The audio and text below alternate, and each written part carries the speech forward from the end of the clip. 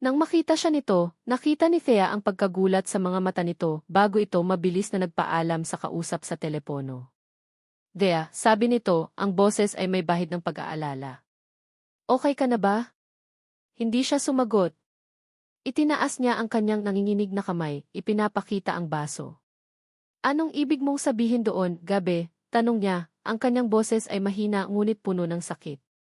Anong kinalaman ni Salcedo dito? At anong last line of defense ang pinagsasabi mo? Nagbago ang ekspresyon sa mukha ni Gebe. Ang pagkagulat ay napalitan ng isang bagay na mas malalim, isang pag-amin ng pagkakasala. Tila nahuli ito sa isang akto na hindi nito inaasahan. Tinitigan siya nito, ang mga mata ay puno ng pagsisisi. At sa katahimikan na iyon, alam na ni Thea ang sagot. Ang kanyang puso ay nadurog sa 1,000 piraso. Thea, kailangan nating mag-usap, sabi ni Gebe sa wakas, ang kanyang boses ay halos isang pakiusap. May mga bagay kang hindi alam. Sa pagitan ng dalawang tibok ng kanyang puso, nakita ni Gabriel de Villa ang pagguho ng lahat. Ang maliit na pag-asa na sinubukan niyang buuin sa mga nakaraang araw ay nadurog sa isang iglap at siya mismo ang maihawak ng martilyo. Thea, let me explain, pakiusap niya, humakbang siya palapit. Ngunit para itong isang nasaktang hayop na handang umatake kapag lumapit pa siya.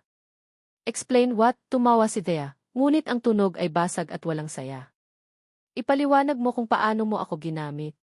Kung paano mo ginawang panangga ang kasal na to, ang ako, para protektahan ang kumpanya mo.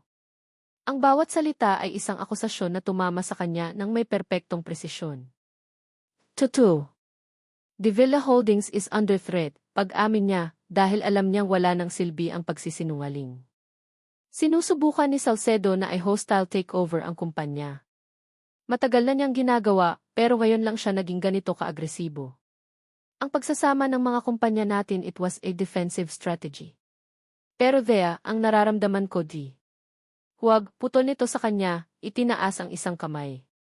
Ang sakit sa mga mata nito ay napalitan ng isang malamig at matigas na galit. Ito ang Althea Reyes na kilala niya, ang reyna ng yelo, ngunit ngayon nakikita niya ang mga bitak sa kanyang perpektong panlabas. Huwag kang maglakas loob na paghaluin ang negosyo at ang personal. Malinaw na sa akin ngayon. Lahat pala ay isang malaking business transaction lang sa'yo. Pati ako. Tumalikod dito at naglakad palayo sa balkonahe, ang mga balikat ay tuwid na tuwid. Thea, saan ka pupunta? Habol niya. Aalis, sagot nito nang hindi lumilingon. Tapos na ang kasal na to, Gabi. The deal is off. Ang pagsara ng pinto ng silid nito ay parang isang putok ng baril sa katahimikan ng gabi. Naiwan si Gabi na nakatayo sa balkonahe, ang malamig na hangin ay parang mga karayom na tumutusok sa kanyang balat.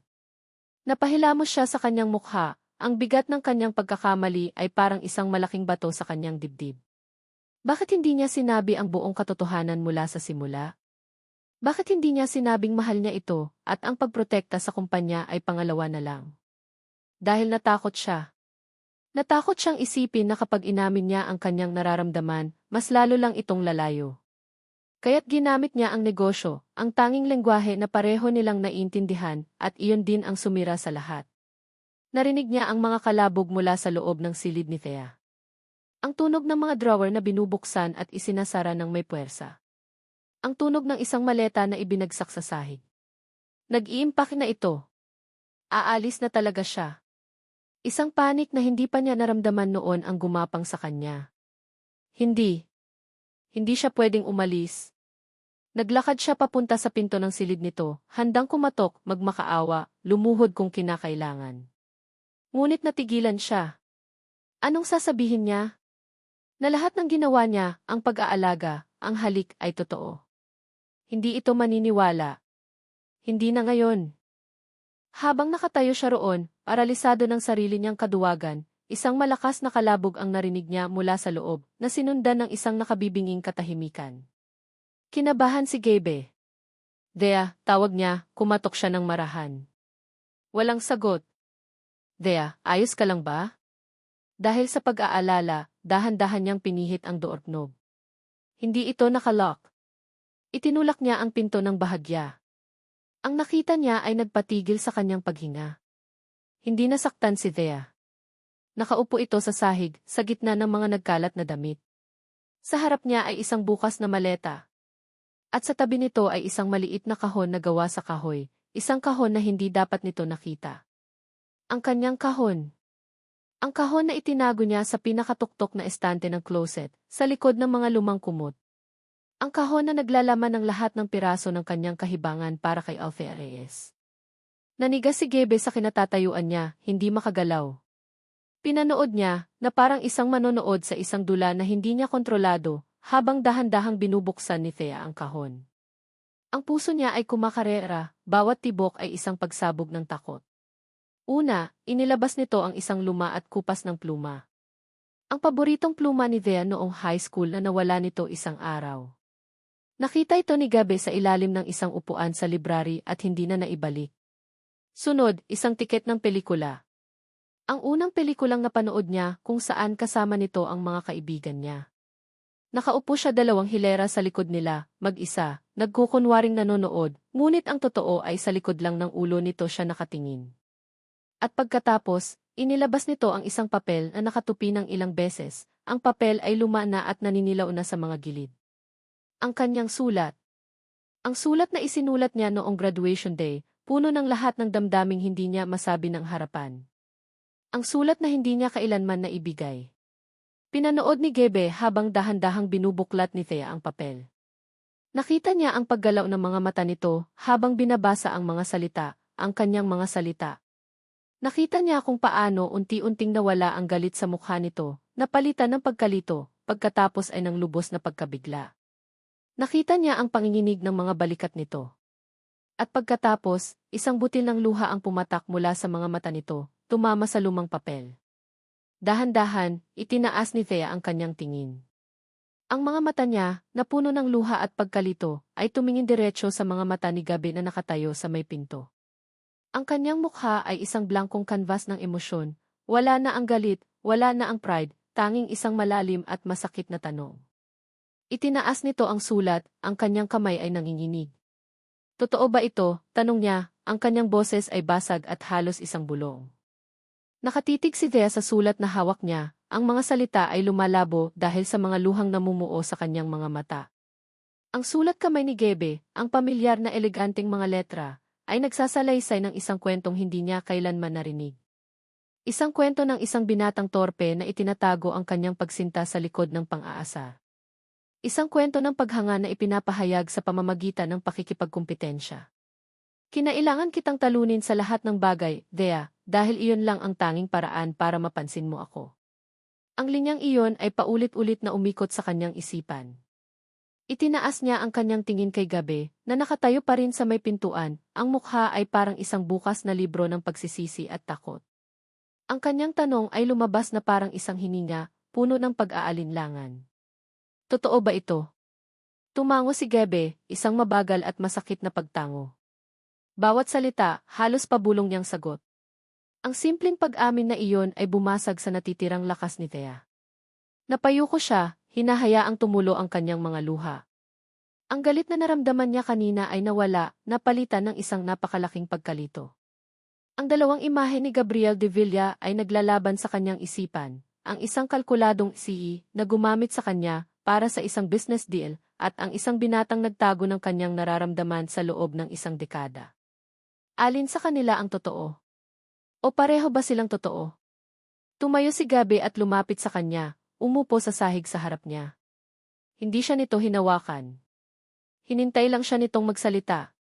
Bakit? Tanong ni Thea pagkaraan ng ilang sandali, ang boses niya ay paos.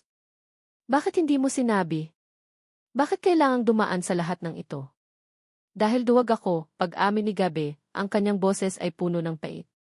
At dahil sa pride. Ang parehong pride na meron ka. Paano ko aaminin sa karibal ko na matagal na akong talo sa kanya? Paano ko sasabihin sa'yo ang totoo kung ang tanging nakikita mo sa akin ay isang kaaway? Ang mga salita niya ay tumama. Dahil alam niyang totoo iyon.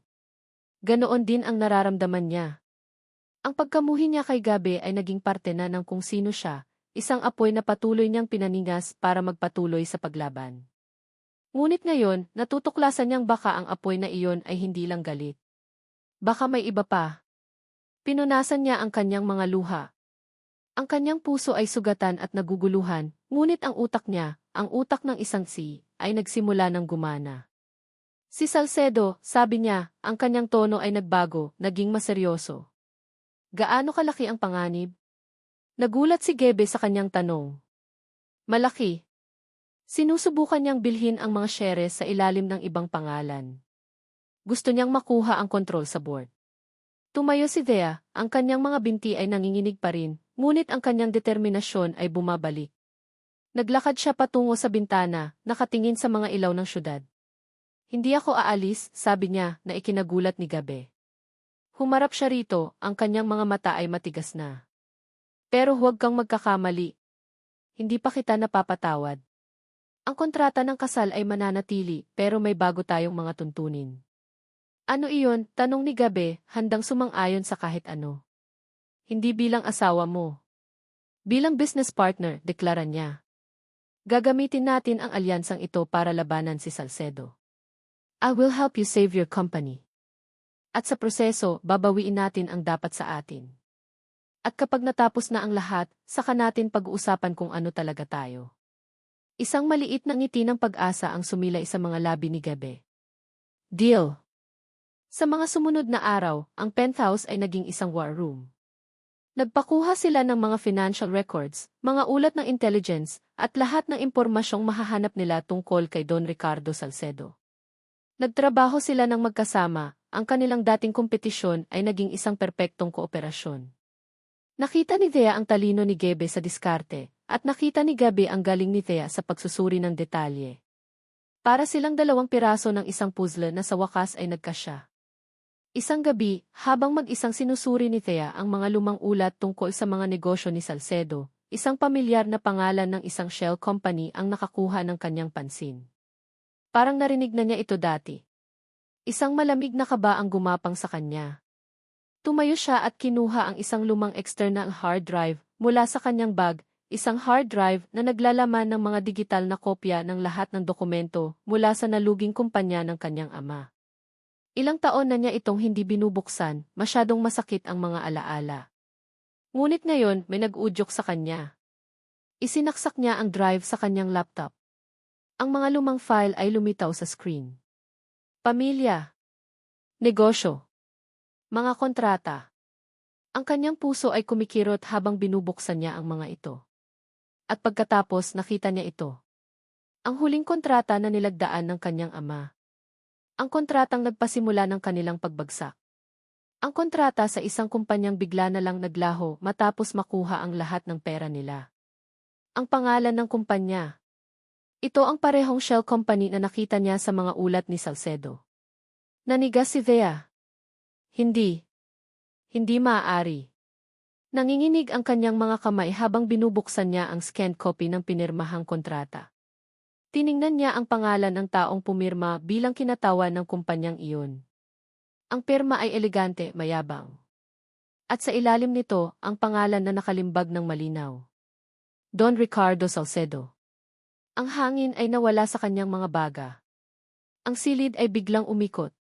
Ang mga piraso ng puzzle ng kanyang buhay ay biglang nahulog sa kanilang mga lugar, at ang nabuong larawan ay isang imahe ng purong kasamaan.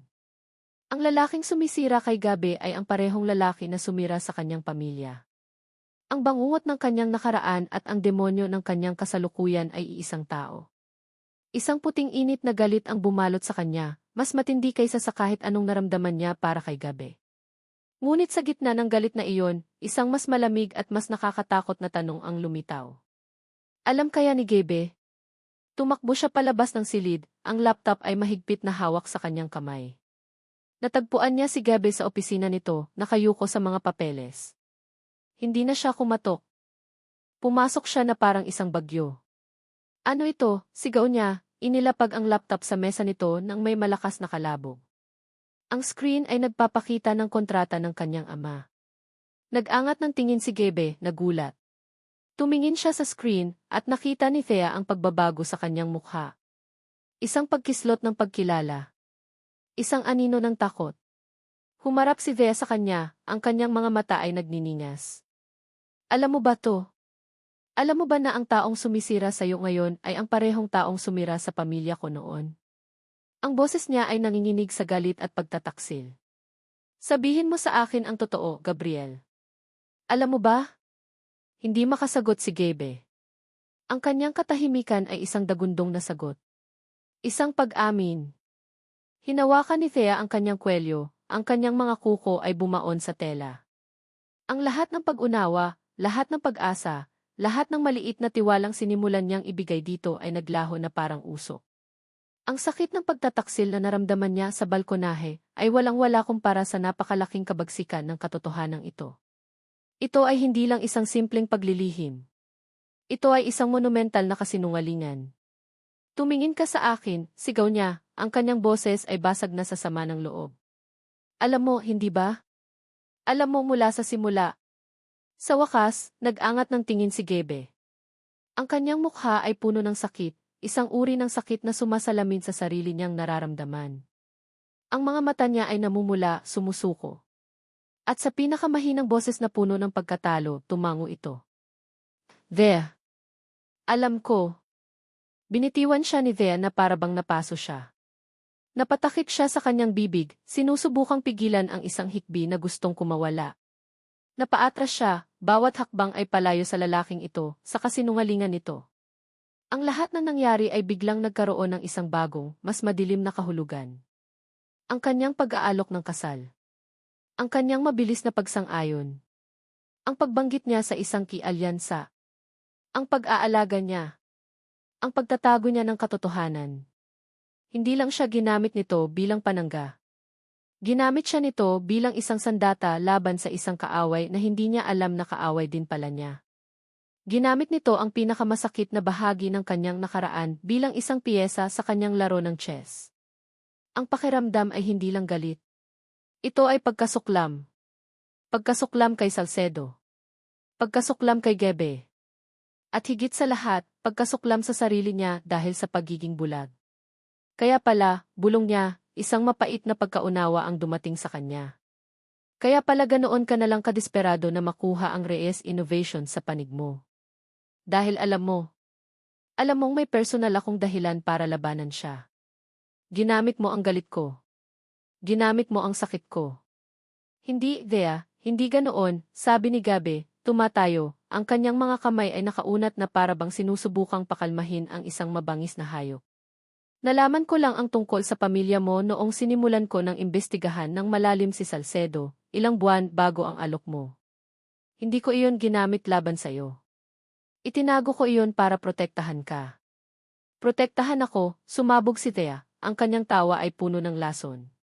Sa pamamagitan ng pagsisinungaling, sa pagtatago sa akin ng katotohanan tungkol sa taong sumira sa buhay ng ama ko. Iyan ba ang tinatawag mong proteksyon, Gabriel? O iyan ba ang paraan mo para masigurong hindi ako aatras sa deal na ito? Wala nang masabi si Gabe. Dahil sa isang banda, alam niyang may katotohanan sa sinabi ni Thea. Natakot siya. Natakot siyang kapag nalaman ni Thea ang lahat, baka mas piliin nitong harapin si Salcedo ng mag-isa. Baka iwan siya nito. At hindi niya kaya iyon. Napaatras si Thea hanggang sa tumama ang kanyang likod sa pader. Napasandal siya roon, ang kanyang mga binti ay nanghihina. Ang kanyang isip ay isang magulong bagyo ng galit, sakit, at isang nakakapanghina na pagod. Ang lalaking minahal niya sa loob ng isang dekada ay ang parehong lalaking nagtaksil sa kanya sa pinakamasakit na paraan. Umalis ka, sabi niya sa isang mapanganib na kalmadong boses. There, please tea. Sinabi kong umalis ka, sigaw niya, dinampot ang pinakamalapit na bagay sa kanya, isang paperweight na gawa sa salamin, at ibinato ito sa pader, malayo sa kanya, ngunit sapat na para ipakita ang tindi ng kanyang galit. Ang tunog ng nabasag na salamin ay umalinggaw sa silid. Tumingin si Gebe sa kanya sa huling pagkakataon, ang kanyang mga mata ay puno ng pighati.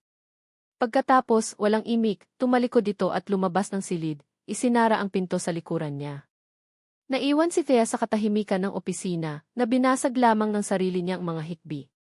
Napaupo siya sa sahig, niyakap ang kanyang mga tuhod. Ang tiwalang sinubukan niyang buuin na parang isang bahay na gawa sa baraha, ay gumuho ng tuluyan. At sa pagkakataong ito, hindi niya alam kung paano pa niya ito muling itatayo. Ang mga sumunod na araw ay isang impyerno para kay Gabriel de Villa.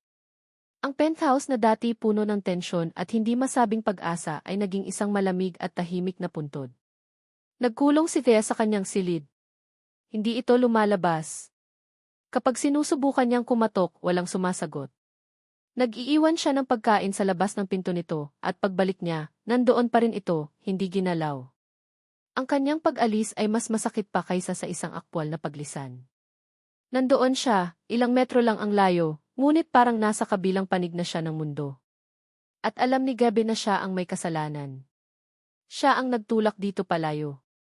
Habang papalapit ang araw ng board meeting, lalong bumibigat ang dibdib ni Gabi. Ito na ang araw ng paghukom. Ang araw kung saan susubukan ni Don Ricardo Salcedo na agawin ang lahat ng pinaghirapan ng kanyang ama. At haharapin niya ito ng mag-isa. Wala na siyang kakampi. Wala na si Thea. Sa umaga ng board meeting, habang nagsusuot siya ng kanyang suit, tiningnan niya ang kanyang refleksyon sa salamin. Nakita niya ang isang lalaking pagod, ang kanyang mga mata ay may madilim na bilog sa ilalim. Nakita niya ang isang sihi na handang pumasok sa isang digmaan na malamang ay hindi niya mapapanalunan. Bago umalis, sumulat siya ng isang maikling liham at isinilid ito sa ilalim ng pinto ni Thea. Thea, alam kong wala na akong karapatang humingi ng kahit ano sa'yo. Pero kung may natitira pa mang kahit katiting na bahagi sa puso mo na gustong makita si Salcedo na bumagsak, ang laban ay magaganap ngayon, 1-0 EE, sa De Villa Holdings Tower. Kung hindi ka dumating, maiintindihan ko. Patawad sa lahat. Habang naglalakbay siya papunta sa opisina, wala na siyang inisip kundi si Thea. Hindi ang kumpanya, hindi ang pera, hindi ang pamana ng kanyang ama. Si Thea lang. Ang pagsisisi ay parang laso na kumakalat sa kanyang mga ugat. Dapat ay sinabi niya ang totoo.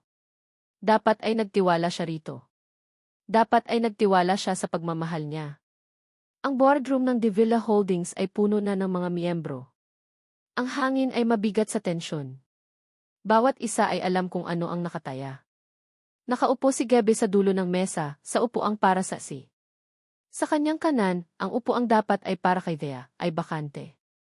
Ang espasyong iyon ay sumisigaw, isang pisikal na representasyon ng kanyang pagkatalo.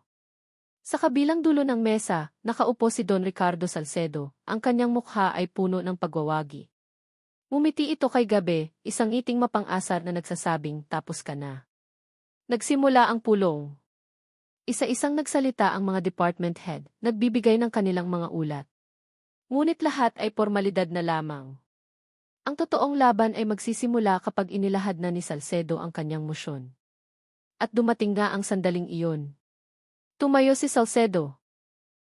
Chairman, mga kagalang-galang na miyembro ng board. Simula niya, ang kanyang boses ay umaalingaw-ngaw sa silid.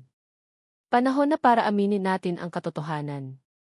Ang De Villa Holdings ay nalulugi sa ilalim ng kasalukuyang pamumuno. Ang mga numero ay hindi nagsisinungaling. Kaya naman, ako, bilang isang makabuluhang shareholder, ay naglalatag ng isang mosyon para sa isang boto ng no confidence laban kay si Gabriel de Villa at nag-aalok ng isang bagong direksyon para sa kumpanya. Sa ilalim ng aking pamamahala, inilatag niya ang kanyang plano, puno ng mga pangakong maganda pakinggan. Pinakita niya ang mga proxies na nakuha niya mula sa ibang mga shareholders. Sa kalkulasyon ni Gabi, sapat na iyon. Kulang siya ng boto. Talo na siya. Napayuko si Gabi, tinitingnan ang bakanting upuan sa kanyang tabi. Ito na ang katapusan. Bigla, naalala niya ang kanyang ama, ang mga pangarap nito para sa kumpanya. At naramdaman niya ang isang matinding kahihiyan. Binigo niya ito. Binigo niya ang lahat. Mayroon pa bang may gustong magsalita bago tayo bumoto? Tanong ng chairman, ang kanyang tono ay formal ngunit malungkot. Katahimikan. Isang nakabibinging katahimikan ng pagkatalo. Huminga ng malalim si Gabi, handa nang tanggapin ang kanyang kapalaran. At sa sandaling iyon, bumukas ang malaking pinto ng boardroom.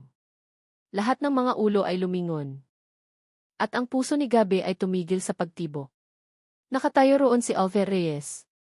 Suot ang isang pulang-pula na power suit na sumisigaw ng kapangyarihan at paghihiganti. Ang kanyang buhok ay nakalugay at ang kanyang mga mata ay parang apoy na nagliliyab. Naglakad siya papasok sa silid, ang tunog ng kanyang mga takong ay parang tambol ng digmaan. Hindi siya tiningnan ni Thea. Ang kanyang mga mata ay nakapako lamang sa isang tao, si Don Ricardo Salcedo. Mukhang nahuli yata ako sa party, sabi ni Thea. Ang kanyang boses ay kalmado ngunit may talim. Naglakad siya papunta sa bakanting upuan sa tabi ni Gabi at umupo, inilapag ang kanyang mamahaling bag sa mesa. Ang mukha ni Salcedo ay nagbago mula sa pagwawagi patungo sa pagkagulat at pagkatapos ay sa galit. Anong ginagawa mo rito, Gimres de Villa? This is a closed-door meeting. Last time checked, sagot ni Thea, itinaas ang kanyang kaliwang kamay kung saan nakasuot ang kanyang singsing, I am Gimres de Villa. At bilang asawa ng CEO, at bilang isang individual na may malaking interes sa katatagan ng kumpanyang ito, may karapatan akong magsalita. Tumingin siya sa chairman. English chairman, kung maaari po. Tumango ang chairman, halatang nagulat ngunit interesado sa mga mangyayari. Tumayo si Thea. Hinarap niya ang buong board. Narinig ko ang magandang alok ni M. Salcedo, simula niya. Ngunit bago ninyo ibigay ang inyong tiwala sa taong ito, mayroon lang akong gustong ibahagi. Itinaas niya ang isang tablet. Hindi pa tapos ang laban, Jim Salcedo. Isang swipe ng kanyang daliri at sa malaking screen sa likod niya ay lumitaw ang logo ng Reyes Innovations at De Villa Holdings na may malaking plus sign sa pagitan. Bilang pagpapakita ng aking buong suporta sa aking asawa at sa pamunuan ng De Villa Holdings, opisyal kong inaanunsyo na ang Reyes Innovations ay mag-aalok ng isang strategic merger sa De Villa Holdings. Ang pagsasanib puwersa na ito ay lilikha ng isang conglomerate na hindi lamang matatag, kundi mas malakas kaysa dati. Isang bulungan ang kumalat sa silid. Ang laro ay biglang nagbago. Isang desperadong hakbang, sigaw ni Salcedo. Huwag kayong maniwala sa kanya. Ngumiti si Thea, isang malamig at mapanganib na ngiti. Hindi pa ako tapos. May pinindot siyang isa pang buton sa kanyang tablet. Isang audio file ang tumugtog, ang boses ay umalinggao sa mga speaker ng boardroom. Ito ay isang recording. Isang recording ng isang pag-uusap sa pagitan ni Salcedo at ng isa sa kanyang mga tauhan na malinaw na nakuha ng walang pahintulot. Walang problema, sabi ng boses ni Salcedo sa recording. Ganoon din ang ginawa ko sa mga Reyes noon. Pinerahan ko lang sila, kinuha ang tiwala at iniwang bangkarote. Madali lang lokohin ang mga taong gahaman. At ngayon, ulitin ko lang iyon sa anak ng aking kaaway, si De Villa. Isang nakakagulat na katahimikan ang bumalot sa buong silid. Lahat ng mga mata ay napunta kay Salcedo, na ngayon ay putlang-putla na parang isang multo. Tumingin si Gabi kay Thea, ang kanyang puso ay puno ng paghanga, pasasalamat, at isang pag-ibig na napakatindi. Bumalik siya. Bumalik siya para sa kanya. Bumalik siya para sa kanila. At sa pagkakataong ito, hindi lang siya ang kanyang kakampi. Siya ang kanyang tagapagligtas. Ang tunog ng pag-click ng audio file ay tumigil, ngunit ang mga salita ni Don Ricardo Salcedo ay nanatiling nakabitin sa hangin, mabigat at makamandag. Isang nakabibinging katahimikan ang bumalot sa boardroom. Ang mga mukha ng board members ay isang halo ng gulat, galit at pagkasuklam. Si Salcedo, na kanina lang ay parang isang hari sa kanyang trono, ay nakaupo na ngayon na parang isang basang sisiw, ang kanyang mukha ay kasing puti ng kanyang polo. Sinubukan niyang magsalita, ngunit walang boses na lumabas. Tapos na ang laro. Talo na siya. Hindi na hinintay ni Thea ang boto. Hindi na kailangan. Sa pagdating ng security at ng mga abogado ng De Villa Holdings para i-escort si Salcedo palabas, tumayo na siya. Ang adrenaline na nagtulak sa kanya kanina ay unti-unti nang nawawala at napapalitan ito ng isang matinding pagod. Naramdaman niya ang mga mata ng lahat sa kanya, lalo na ang mga mata ni Gebe. Ngunit hindi niya ito magawang lingunin. Lumabas siya ng boardroom, kailangan niya ng hangin, kailangan niyang makalayo sa lahat. Narinig niya ang mga yabag na sumusunod sa kanya. Alam niyang si Gebe iyon. Thea, tawag nito, ang boses ay puno ng emosyon na hindi niya matukoy. Nagpatuloy lang siya sa paglalakad hanggang sa marating niya ang elevator. Pumasok siya at pinindot ang pindutan para sa rooftop. Sumunod si Gebe sa loob bago pa man magsara ang mga pinto. Ang biyahe paakyat ay ang pinakamahabang minuto sa buhay ni Thea. Walang nagsasalita. Nakatayo sila sa magkabilang sulok ng elevator, hindi nagtitinginan, ngunit ramdam na ramdam nila ang presensya ng isa't isa. Ang digmaan sa boardroom ay tapos na. Ngayon, ang digmaan sa loob ng kanilang mga puso ang kailangan nilang harapin. Pagbukas ng pinto ng elevator sa rooftop, isang malamig na hangin ang sumalubong sa kanila. Ang ingay ng syudad sa ibaba ay parang isang malayong alon. Ang araw ay papalubog na, pinipinturahan ang kalangitan ng kulay kahel at lila. Lumapit si Thea sa gilid, hinawakan ang malamig na rehas, at huminga ng malalim. Pinanood niya ang mga sasakyan sa ibaba na parang mga langgam. Sa wakas, tapos na. Ang hustisya para sa kanyang ama, na matagal na niyang hinintay, ay nagsisimula ng gumulong. Salamat, sabi ng boses sa likod niya. Hindi siya lumingon. Ginawa ko iyon para sa pamilya ko, sagot niya, ang kanyang boses ay walang emosyon. Para sa tatay ko. Alam ko, sabi ni Gabe, lumapit ito at tumayo sa tabi niya, may sapat na distansya sa pagitan nila. Pero salamat pa rin. Iniligtas mo ako. Iniligtas mo ang lahat. Natahimik sila ng matagal. Pinapanood ang paglubog ng araw. Sa unang pagkakataon, ang katahimikan sa pagitan nila ay hindi na puno ng galit o tensyon. Ito ay puno ng bigat ng mga bagay na hindi pa nasasabi. Bakit mo itinago sa akin, Gabe? Tanong ni Thea sa wakas, ang kanyang boses ay mahina na. Ito ang tanong na bumabagabag sa kanya, ang huling piraso ng pader na kailangan niyang gibain. Iyon na lang. Gusto kong malaman ang totoong dahilan. Huminga ng malalim si Gabe. Dahil natakot ako, Thea, pag-amin nito, ang boses ay puno ng pagsisisi. Nang malaman ko na ang kalaban ko ay ang parehong taong sumira sa pamilya mo, ang unang pumasok sa isip ko ay ang sakit na naramdaman mo. Ang sakit na dinadala mo hanggang ngayon. Natakot akong kapag sinabi ko sa'yo, bubuksan ko ulit ang sugat na iyon. At natakot akong saktan ka ulit ng parehong tao. Tumingin ito sa kanya, ang mga mata ay puno ng katapatan. At, aaminin ko, natakot din akong mawala ka. Natakot akong kapag nalaman mo, iisipin mong ginagamit lang kita, at lalayo ka. Mas gugustuhin ko nang maging sinungaling sa harap mo, kaysa mawala ka ng tuluyan sa buhay ko.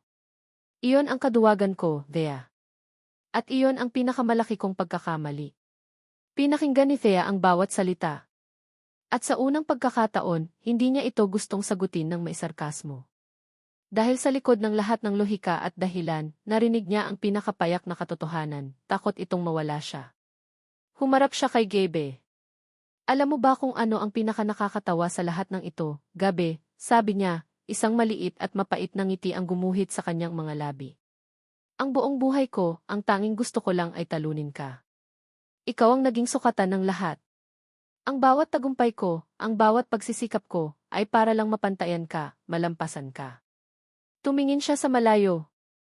Ikaw lang ang nakikita ko, Gabe. Noon pa man. Mula high school hanggang sa boardroom. Ikaw ang tanging konstante. Kaya kinailangan kitang kamuhian. Kinailangan kong gawing isang malaking kompetisyon ang lahat dahil natatakot akong aminin sa sarili ko na mahalaga ka sa akin.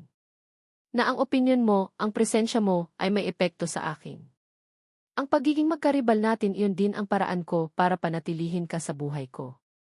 Isang luha ang pumatak sa kanyang pisngi, ngunit hindi ito luha ng sakit. Ito ay luha ng paglaya. Ang multo ng nakaraan ko ay hindi lang pala si Salcedo. Ikaw din. At ako, para sa'yo.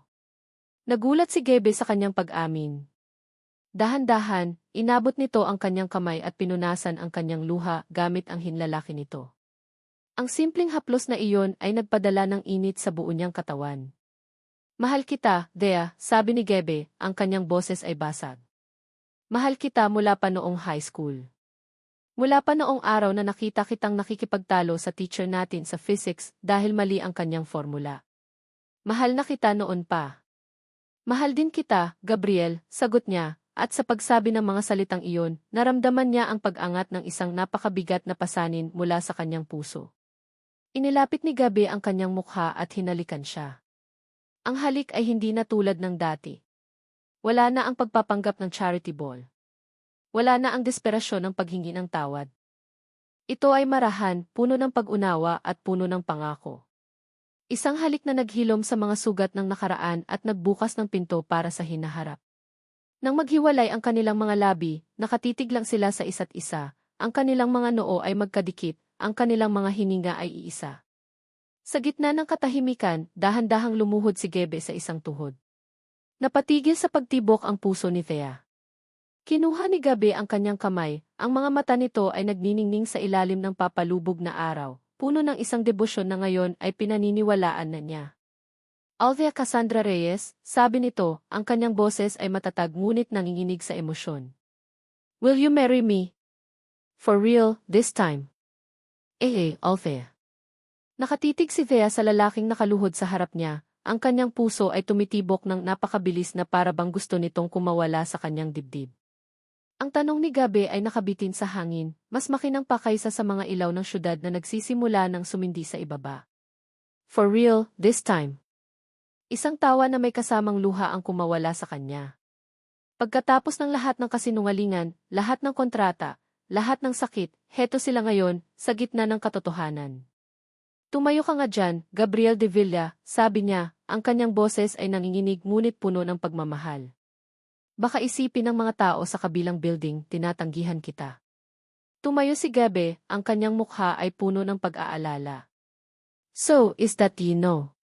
Hinila siya ni Thea palapit at hinalikan siya ng may ngiti sa kanyang mga labi. That's a yes, bulong niya sa pagitan ng kanilang mga labi. Pakakasalan kita. For real, this time. Niyakap siya ni Gabi ng mahigpit, at sa yakap na iyon, naramdaman ni Thea na sa wakas, umuwi na siya. Gabriel. Makalipas ang isang taon, nakatayo si Gabi sa harap ng isang maliit na altar na itinayo sa isang hardin na natatanaw ang karagatan. Ang hangin ay sariwa at ang tunog ng mga alon ay ang tanging musika na maririnig. Hindi ito isang malaking kasalan. Ilang malalapit na kaibigan at pamilya lang ang naroon. Ang kanyang ina ay umiiyak sa tuwa sa unang hilera. Sa tabi nito ay ang mga magulang ni Thea, na sa tulong ng De Villa Reyes Holdings, ay unti-unti nang nakakabangon. Ang lahat ng atensyon ay napunta sa dulo ng isla. At doon, naglakad si Thea, kasama ang kanyang ama. Nakasuot ito ng isang simpleng puting bestida na yumayakap sa kanyang katawan. Ang kanyang buhok ay nakalugay na may ilang bulaklak na nakasabit. Ang kanyang mukha ay walang bakas na matapang na sihi na kilala ng lahat. Ang naroon lang ay isang babaeng nagmamahal, ang kanyang mga mata ay nakatuon lamang sa kanya. Habang papalapit ito, naalala ni Gabi ang lahat ng kanilang pinagdaanan. Ang mga laban sa boardroom, ang mga away sa penthouse, ang mga kasinungalingan, ang mga lihim. Bawat isa ay isang hakbang na nagdala sa kanila sa sandaling ito. Nang iabot sa kanya ng ama ni Thea ang kamay ng anak nito, ngumiti si Gabi.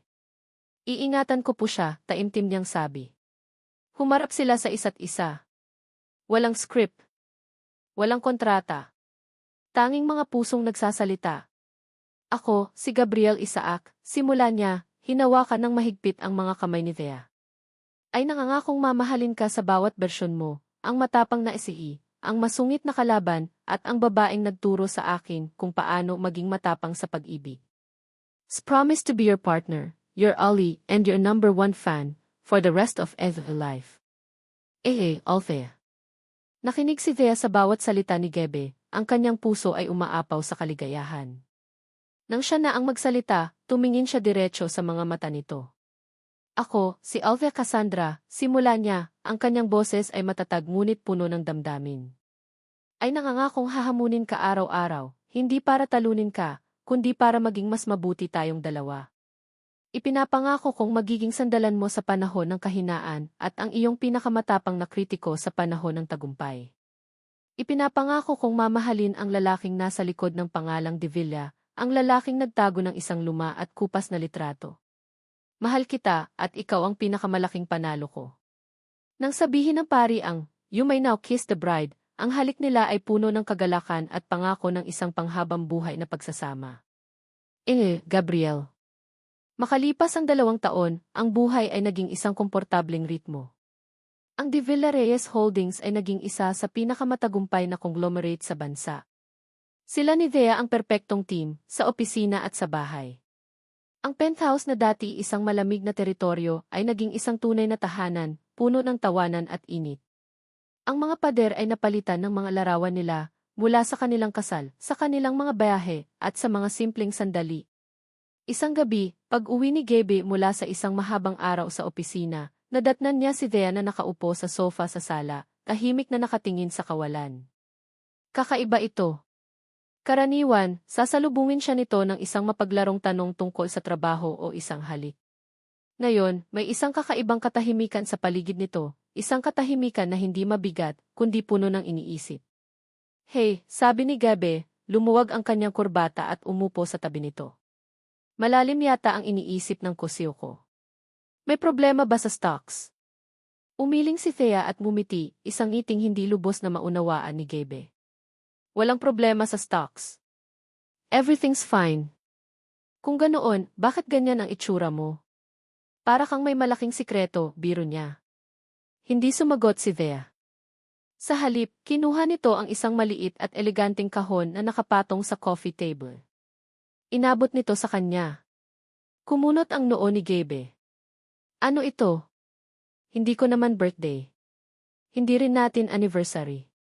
Buksan mo na lang, sabi ni Thea, ang kanyang mga mata ay nagniningning sa isang paraan na nagpakaba kay Gabe. Dahan-dahan niyang kinuha ang kahon. Magaan ito. Maingat niyang tinanggal ang ribbon at itinaas ang takip. Sa loob, sa gitna ng malambot na tissue paper, ay isang pares ng napakaliit na sapatos na gawa sa puting sinulid. Napatitig si Gabe sa mga sapatos. Ang kanyang utak, na sanay sa mga numero at business projections, ay biglang tumigil. Maliit na sapatos. Sobrang liit. Paulit-ulit niyang tinitingnan ang mga sapatos, pagkatapos ay ang mukha ni Thea, sinusubukang ikonekta ang mga tuldok.